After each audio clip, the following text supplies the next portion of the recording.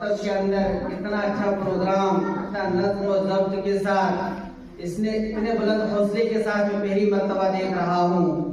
اللہ رب العزت سے دعا ہے کہ اللہ رب العزت اس مکتب کو نظر بد سے بچائے، اور یہاں کے جوانوں اور بزرگوں سے گزارش کر رہا ہوں کہ اس مکتب کے اندر جو استاد حضرت مفتی محمد اشرف صاحب، ان کی بھرپور حوصلہ افزائی کریں۔ یہی ہمارا اثاثہ ہے۔ دن وہ بھی تھے کہ جب ہمیں ایک مولوی صاحب یا مفتی صاحب پڑھانے کے لیے نہیں ملتے تھے۔ مفتی صاحب نے جس طرح کی محنت کی ہے، جس طرح ان بچوں کو مشق کرائی ہے، بڑا وقت لگا ہوگا اور بڑی محنت لگی ہوگی۔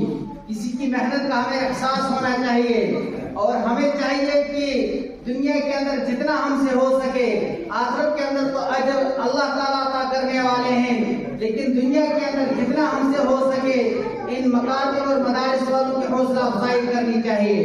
ایک دور وہ تھا کہ ہمارے ان دیہاتوں کے اندر جنازہ پڑھنے والا کوئی موجود نہیں تھا، نبی کا نام لینے والا کوئی موجود نہیں تھا، کلمہ جاننے والا کوئی موجود نہیں تھا۔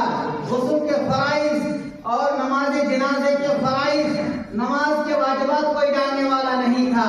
ان مکاتب کی محنت، ان مدارس کی محنت، ان بزرگوں کی محنت، ان ہمارے علماء کرام کی محنت ہے کہ آج گھر گھر میں چھوٹے چھوٹے بچے، انہیں کلمے بھی یاد ہیں، نماز کے واجبات بھی یاد ہیں، انہیں غسل کے فرائض بھی یاد ہیں، سب چیزیں یاد ہیں۔ یہ ان ہمارے علماء کرام کی محنت ہے۔